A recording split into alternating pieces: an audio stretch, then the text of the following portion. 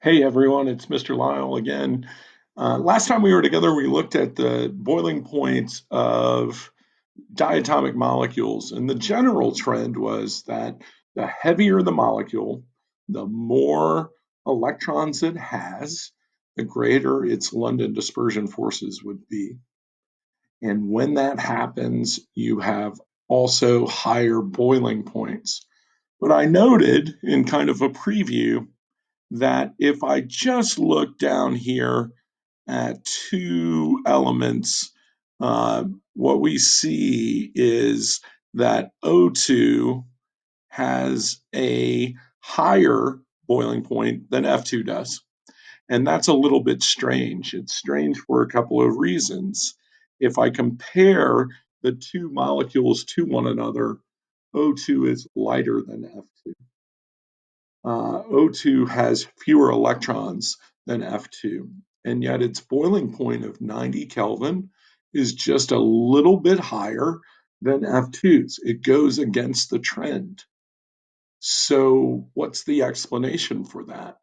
Most of the time, when you look at molecules, you just have to look at their molar mass or their total number of electrons to determine how strong those London dispersion forces are. But occasionally, if those molecules are very close in molar mass, and in this case, they're pretty close, 32 versus 38 grams per mole, or if they have a similar number of electrons, 16 versus 18, you can get some slight fluctuations in the strength of the London dispersion forces. The suggestion here is that with a boiling point of 90 Kelvin, O2 must have stronger London dispersion forces than F2. So, why is that? And I think the best explanation comes from looking at the trend in atomic radius that everybody is so familiar with from first term. I'm going to look just really quickly at a picture right here. Let me see if I can. There we go. If you look, F is slightly smaller than O is. The atomic radius is just a little bit smaller, and it turns out that that makes all the difference uh, for this particular problem. So I've kind of exaggerated here on my on my slideshow, but I'm trying to show you that that O2, which is up here in red, is a little bit bigger than F2. So the question becomes, why does that matter? What matters, it ends up mattering because of something called polarizability. And we talked about when you have London dispersion forces, they form when the electrons in a molecule all end up in on one side of the molecule. And so for oxygen, it might look something like this. And so I'm going to be a little bit reckless with counting my electrons, but you get the picture. So the London dispersion forces that we see in this molecule occur because one side of the molecule becomes positive and one side becomes negative, and likewise with the second molecule. And again, the London dispersion forces is just the attraction between the two molecules. So you would say it's focused in this area right here. That's our LDF. Okay. Now, with a molecule like O2 with only 16 electrons, those LDF forces should be weaker than a molecule like F2 where we have a couple more electrons. I'm just going to draw a few more dots here. Okay, so there are more electrons there in this F2 molecule. Should be a stronger force of attraction between these two molecules. Let me go back. So why is that not the case? Well, it turns out something called charge separation matters quite a bit. And what I mean by that is that if I look in particular at, say, the distance that these two molecules or I should say the distance that this molecule separates its charge is greater than the charge separation that we get in this molecule. What do I mean by that? I mean that the positive side over here is further away from the negative side than we see likewise down here in the fluorine molecule. That charge separation means that O2 up here in red, O2 is more polarizable than F2. Okay, what does that mean? It just means I can make it more polar by getting a greater separation of charge. So in molecules that have very similar polar masses and very similar electron counts, it's possible that the one that's lighter, that the one that has fewer electrons is going to have stronger London dispersion forces if it's more polarizable.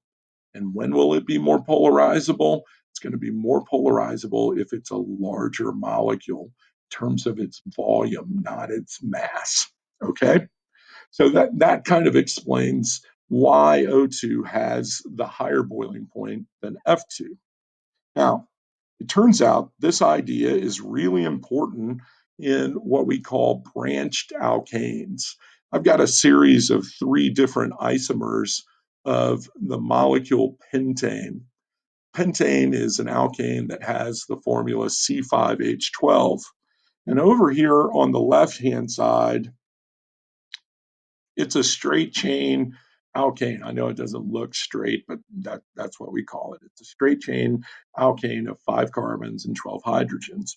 What you'll notice is that all 3 of these isomers have 5 carbon atoms and 12 hydrogen atoms. And so you would expect, since they are the same exact formula, they have the same exact molar mass, they have the exact same number of electrons, you would expect that their boiling points would be exactly the same, but they're not. Okay.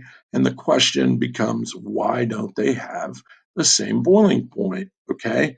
Pentane has by far the highest boiling point, 36.1 degrees Celsius, and its neighbor right here, which is called 2-methylbutane, a little bit lower at 27.8 degrees Celsius.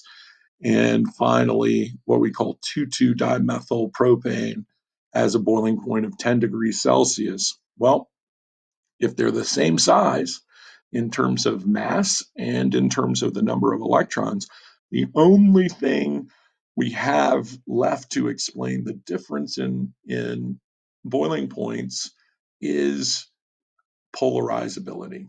Longer, straighter molecules tend to be much more polarizable than very compact branched molecules.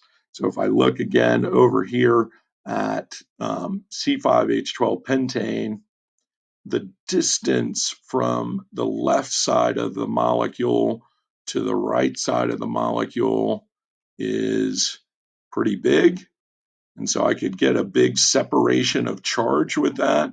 So the negative side would be much further away from the positive side than we would see in something like this. So the distance in this molecule across all sides is pretty small. And so the charge separation there is again pretty small. And for that reason, we would expect that the London dispersion forces in the branched alkane over here are going to be weaker than the London dispersion forces in the straight chained alkane over here. And if it's weaker forces holding the molecules to one another, they're going to be easier to break and require less energy to do so. And so we expect them to have a much lower boiling point, which the one on the right does. Okay.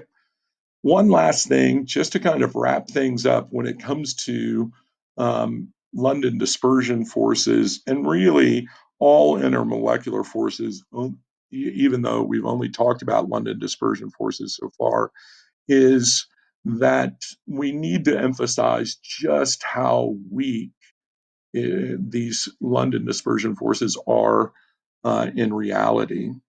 If you look at the number at the bottom of, or the second number here, it says BeF2 159 kilojoules per mole. That's a pretty big number. That number represents the amount of energy you would need to break an F2 molecule in half. Okay, so if I want to break that molecule in half or this molecule in half, I need 159 kilojoules per mole of molecules in order to break them apart. That's really hard to do. It's hard to break an individual molecule into two pieces. But if you look at the top number, it says delta H VAP. It's called the heat of vaporization. And it's essentially linked to the boiling point. It's the energy you need to get to the boiling point. That heat of vaporization is much, much, much smaller than the bond energy. Why? Well, the heat of vaporization relies on our ability not to break the molecule in half, but to separate the molecules from each other. And to do that, you have to break London dispersion forces. That's that's much easier to do than to break a real chemical bond. What's the lesson? Real chemical bonds, like covalent bonds and ionic bonds, metallic bonds, they're really strong and hard to break. But intermolecular forces like London dispersion forces are pretty easy to break. They're generally weak. Okay? That wraps us up for this week. When we come back next time, we're going to talk about other types of intermolecular forces, specifically dipole-dipole forces and hydrogen bonding. Until then, have a great weekend.